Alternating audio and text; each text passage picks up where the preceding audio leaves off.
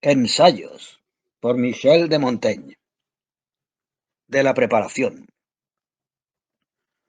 Es difícil que por sí solas la razón y la instrucción puedan hacernos aptos para llevar a la práctica nuestros proyectos, aunque apliquemos todas nuestras fuerzas mentales, si por medio de la experiencia no ejercitamos y templamos nuestra alma para el género de vida que queremos llevar. Si nuestra conducta no se ajusta a tal principio, al encontrarnos frente a los hechos, tropezaremos con toda suerte de obstáculos e impedimentos.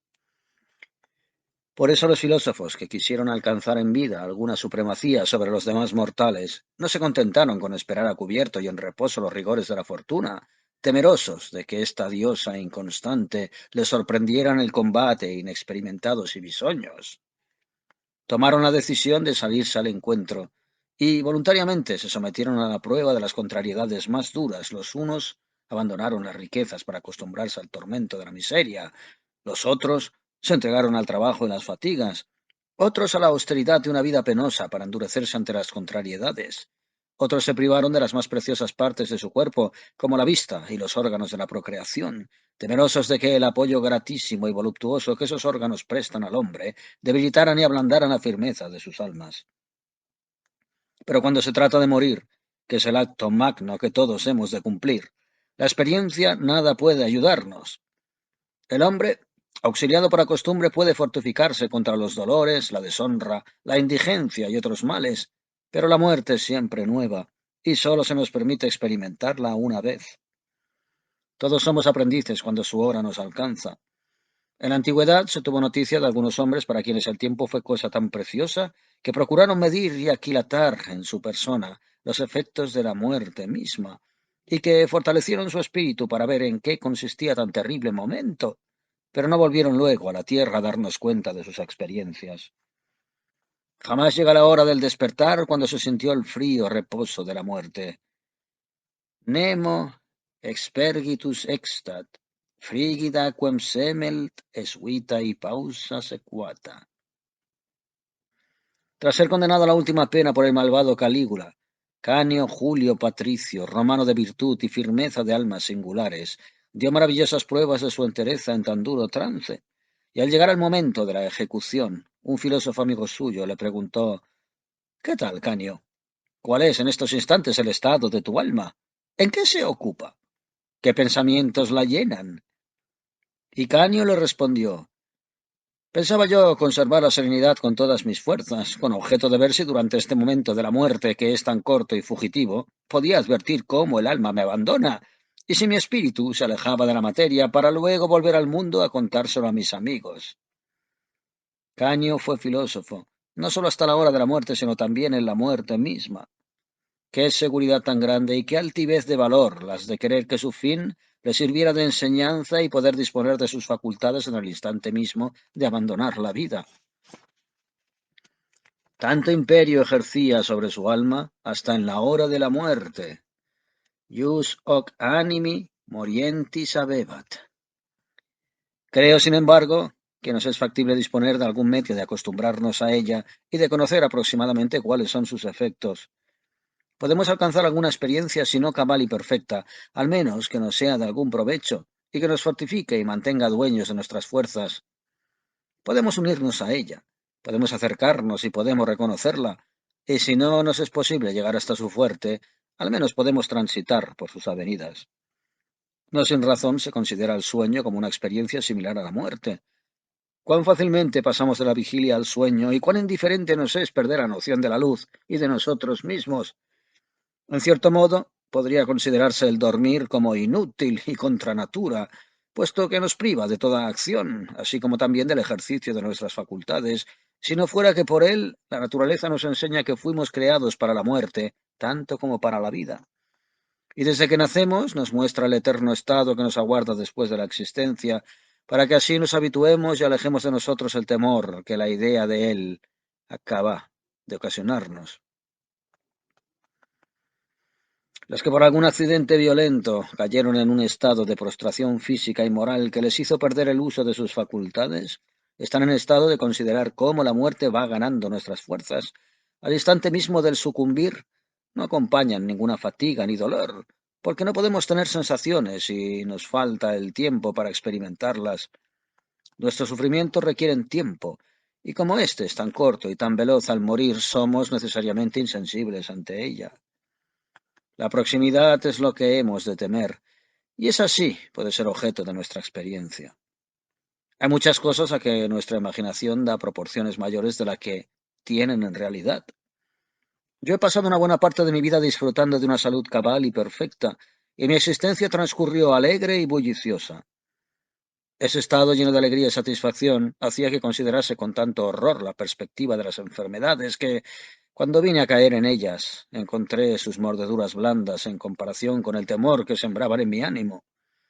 Hoy por hoy, si me encuentro cubierto y abrigado en una habitación cómoda, si en el exterior reinan la tempestad y la tormenta, siento compasión y me aflijo por los que se encuentran en campo raso, pero si soy yo quien aguanta los accidentes de la naturaleza, tampoco echo de menos el abrigo. La sola idea de permanecer constantemente encerrado en un cuarto me parecía insoportable. Mas en cuanto me vi en la situación de mantenerme recogido días y semanas enfermo y débil, pasé los días en excesivos sufrimientos, y cuando recobré la salud compadecía a los enfermos mucho más de lo que me quejo cuando yo lo estoy. Una excesiva aprensión exageraba para mí en más de la mitad la esencia y realidad de las fatigas y los males. Tengo la esperanza de que me ocurrirá otro tanto con la muerte, y que ésta no merece la pena que me tome tantas molestias para prepararme y mantenerme fuerte cuando llegue mi hora. Mas cuando son grandes las aventuras que nos esperan, nunca podemos prepararnos lo suficiente. Durante nuestras terceras guerras de religión, o segundas, ya no estoy completamente seguro, habiendo salido a pasear por un lugar que dista una legua de mi casa, emplazada en el punto central que sirve de teatro a nuestros trastornos civiles, creyéndome completamente seguro tan cerca de mi casa que no tenía necesidad de mayores aprestos, cogí un caballo ágil, pero poco fuerte. A mi regreso se me presentó la ocasión de ayudarme del animal para un servicio que no era el que más se acomodaba a su capacidad. Un individuo de entre mis gentes, recio y de gran estatura, que montaba un caballo fuerte, por hacer alarde de llevarnos a todos la delantera, soltó su cabalgadura a toda brida en la dirección al camino que yo llevaba, y cayó como un coloso sobre el hombrecillo y su caballito, a quienes derribó con toda la fuerza de su velocidad y peso, lanzándonos a uno y a otro los pies al aire, de tal suerte que el caballo cayó por tierra completamente atolondrado y yo fui a dar 10 o 12 pasos más allá, tendido boca abajo con el rostro destrozado y desollado. Mi espada, que al montar sostenía en la mano, estaba también 10 pasos más allá, mi cinturón hecho añicos, y yo no tenía más sensaciones ni otra capacidad de movimiento que la de un animal atrapado en su cepo. Y era la primera vez que experimentaba algo así.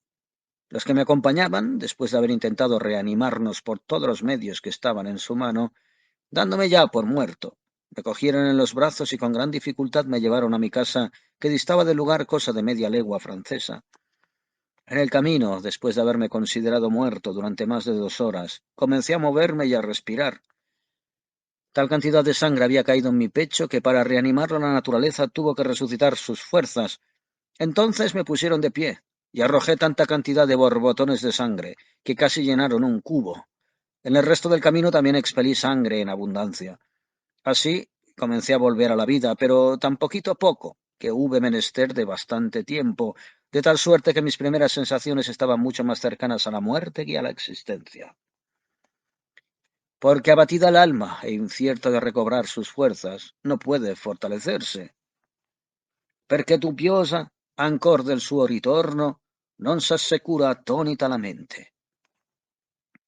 El recuerdo de este suceso, cuya huella tengo fuertemente grabada en mi alma, me representa la apariencia e idea de la muerte tan cerca del natural que me reconcilia de algún modo con ella. Cuando empecé a divisar la luz fue de un modo tan incierto. Mis ojos estaban tan débiles y tan muertos que nada podían discernir, aparte de una vaga claridad. Como un hombre que mitad dormido y mitad despierto ya abre los ojos, ya los cierra. Come quel cor apre or chiude gli occhi, in mezzo tra il sonno e l'esser testo. Las funciones del alma iban renaciendo en el mismo grado que las del cuerpo. Me vi todo ensangrentado. Mi corpiño estaba manchado por todas partes de la sangre que había arrojado. La primera idea que me vino al pensamiento fue que había recibido un disparo de arcabuz en la cabeza, pues en el momento de ocurrirme el accidente sonaban muchos a nuestro alrededor. Me parecía que mi alma estaba al borde de mis labios, pendiente de abandonarme. Cerraba los ojos para ayudar, creyendo que así contribuiría a echarla hacia afuera, y encontraba cierta dulzura en languidecer y dejar el campo libre a las sensaciones que me dominaban, sensaciones que nadaban en la superficie de mi alma, tan débil como el resto de mi persona, y que no solo estaban exentas de dolor, sino que se mezclaban con cierta dulzura, como la que sentimos cuando empieza a dominarnos el sueño. Creo que ese es el estado en que se encuentran las personas que vemos desfallecer de debilidad en la agonía, y creo también que las compadecemos sin razón, considerando que se encuentran agitadas por dolores crueles o que tienen el alma oprimida por una tensión penosa. Siempre fui de la opinión, contra la corriente general, defendida incluso por Etienne de la Boétie, que los moribundos que se encuentran así abatidos y adormecidos, cuando su fin está ya próximo o se sienten derrotados por la larga duración del mal, por algún accidente apoplético o epiléptico, a veces un desdichado acometido de un mal súbito, cae redondo a vuestros pies como herido por el rayo. Su boca arroja espuma, su pecho gime, sus miembros se estremecen. Fuera de sí la rigidez le gana, apenas respira, da vueltas y se agita en todos sentidos. Vi morbis aepe coactus, ante oculus aliquis nostros ut fulminis ictu. Concidit et spumas agit, ingemit et fremit artus, descipit extentat nervos torquetur, anelat inconstanter et injactando membra fatigat. O heridos en la cabeza, de quienes ya oímos el estertor, que exhalan a veces suspiros agudos, aunque descubramos ciertos síntomas que vinculados con alguna agitación parecen denunciar un resto de conocimiento. Siempre he pensado que tienen en el alma, como el cuerpo, adormecidos. Vive, mas sin saber si goza de la vida. Vivit et est vitae nescius ipse suae. Y me resisto a creer que en medio de una debilidad tan grande de miembros y sentidos, la conciencia pueda conservar la fuerza interior suficiente para reconocerse. Por todos estos síntomas afirmo que los moribundos no son capaces de elaborar ningún pensamiento que les atormente ni que les pueda hacer juzgar ni sentir la miseria de su estado, y que por lo tanto no debemos compadecerlos gran cosa. No imagino una situación más insoportable ni más horrible que la de tener el alma en estado de lucidez y dolorida, sin disponer de medio alguno para declararlo. Tal es el caso en que se encuentran aquellos que van al suplicio y a quienes se arrancó la lengua, bien que este género de muerte, muda, me parece la más digna, cuando va acompañada de una mirada serena y de un cuerpo firme.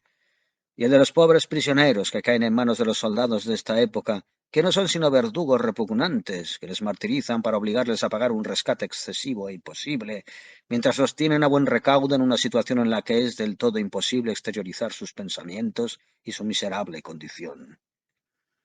Los poetas imaginaron algunos dioses favorables a la liberación de los que arrastraban una muerte así de lánguida.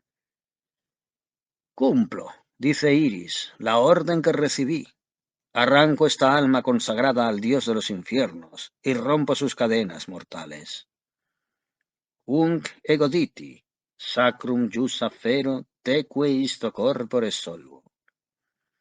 Los gemidos y respuestas cortas e incoherentes que les arranca en ocasiones a fuerzas de gritarles y vociferarles en los oídos, o los movimientos que parecen tener alguna relación con lo que se les pregunta, no dan, sin embargo, testimonio de que viven, al menos no una vida completa. Algo similar nos ocurre cuando empieza a ganarnos el sueño antes de que llegue a dominarnos por completo, que sentimos de un modo vago lo que ocurre a nuestro alrededor y advertimos las palabras que se pronuncian de manera tan borrosa e incierta que parecen no impresionar sino las capas más superficiales de nuestra alma. Y a las preguntas que se nos hacen contestamos solo a tenor de las últimas palabras, emitiendo respuestas atinadas, más por azar que por reflexión. Ahora que he experimentado los efectos de la muerte, no tengo ninguna duda de que conozco bien cuáles son. Primeramente, como me encontrara privado del uso de mis sentidos, forcejeaba para abrirme el corpiño con las uñas, pues no llevaba armadura, aunque nada sentía que me molestara ni me hiriera, porque efectuamos muchos movimientos instintivos que no son resultado de los actos de la voluntad. Los dedos medio muertos se agitan y recogen de nuevo la espada, que les escapa. semianimesque micant digiti, ferrumque retractant. Como por ejemplo, cuando caemos al suelo, extendemos los brazos por un impulso natural, de modo que nuestros miembros se auxilian los unos a los otros y obran de manera independiente a nuestra actividad cerebral. Se cuenta que en lo más recio del combate los carros armados de guadañas cortan los miembros con rapidez tal que se los ve palpitantes por tierra antes que el dolor de un golpe tan repentino haya podido llegar al alma. Falciferos memorant currus abscindere membra, ut tremere in terra videatur ab artubus itquo, decidit abscisum, cum mens tamen atque hominis vis, mobilitate mali non quid sentire dolorem. Tenía mi pecho oprimido por la sangre coagulada. Mis manos efectuaban movimientos por sí mismas, como acontece cuando el picor acomete alguna parte de nuestro cuerpo y van derechas a la piel sin el dictamen de la voluntad. Se ven muchos animales e incluso muchos hombres que después de muertos mueven y contraen los músculos. Por experiencia sabemos todos que algunas partes de nuestros organismos se ponen rígidas, se levantan y bajan por sí mismas. Así que estas pasiones, que no nos tocan sino superficialmente, no pueden en rigor llamarse nuestras. Para que lo fueran sería necesario que nuestro ser se hallara dominado del todo por ellas. Los dolores que mientras dormimos sienten el pie o la mano no pertenecen a nuestro ser. Al acercarme a mi casa, donde la alarma de mi caída había llegado ya, mi familia me acogió con los gritos acostumbrados en tales casos, y no solo contesté algunas palabras a las preguntas que se me hacían, sino que, por lo que supe después, di también orden de que le procuraran un caballo a mi mujer, a quien veía en un paso difícil de transitar, porque el camino era muy desigual e inclinado. Parece natural que este aviso emanara de un espíritu en estado de lucidez, y sin embargo estaba muy lejos de disfrutar de ninguna claridad. Eran sólo percepciones vagas y nebulosas, sugeridas por los sentidos de la vista y el oído, pero que no emanaban de mi alma. No sabía por consiguiente ni de dónde venía ni a dónde iba, como tampoco podía reflexionar en las palabras que se me dirigían. Mis respuestas no tenían otro origen que los efectos que producen los sentidos por hábito o costumbre. Lo que el alma sentía era como en sueños, ligeramente mecida y tenuemente movida por la débil impresión de los sentidos. Sin embargo, mi situación era dulce y apacible. Ninguna aflicción experimentaba por los demás ni por mí. Me encontraba en un estado de languidez y de debilidad extremas, sin ningún dolor. Vi mi casa sin reconocerla, y cuando me acostaron sentí una dulzura y un reposo infinitos, pues había sufrido dolores horribles a manos de las pobres gentes que me condujeron en sus brazos por un camino largo y penoso. 4 o 5 veces se relevaron los unos a los otros, lo que aumentó mi tortura. Se me dieron toda suerte de medicamentos, pero no acepté ninguno, seguro como estaba de tener una herida mortal en la cabeza. En verdad, hubiera sido aquella una muerte dichosa, pues la debilidad de mi sentir me arrastraba de manera tan dulce, blanda y gustosa, que ni siquiera puedo formarme una idea de un acto menos penoso que aquel. Cuando volví a la vida y recuperé mis fuerzas, cuando por fin mis sentidos recobraron algún vigor, ut tandem sensus convaluere mei, que fue 2 o 3 horas después. Me sentí de pronto acometido por los dolores. Tenía el cuerpo molido y durante las 3 noches siguientes temí morir nuevamente, pero esta vez de una muerte más viva y dolorosa. Todavía me resiento de la sacudida. No quiero olvidar tampoco que se me borró de la memoria gran parte del accidente, de tal manera que hice que me refiriera muchas veces hasta las menores circunstancias. De dónde venía, a dónde iba y la hora en que había ocurrido antes de poder darme cuenta precisa de los hechos. La causa de mi caída me la ocultaron en beneficio del culpable inventando mil historias, mas cuando mi memoria se entreabrió, me representó clara y nítidamente el estado en el que me encontraba en el momento que el caballo cayó sobre mí, pues yo lo había visto en mis talones y me tuve por muerto, idea que fue tan rápida que no dejó tiempo para que el miedo me ganara.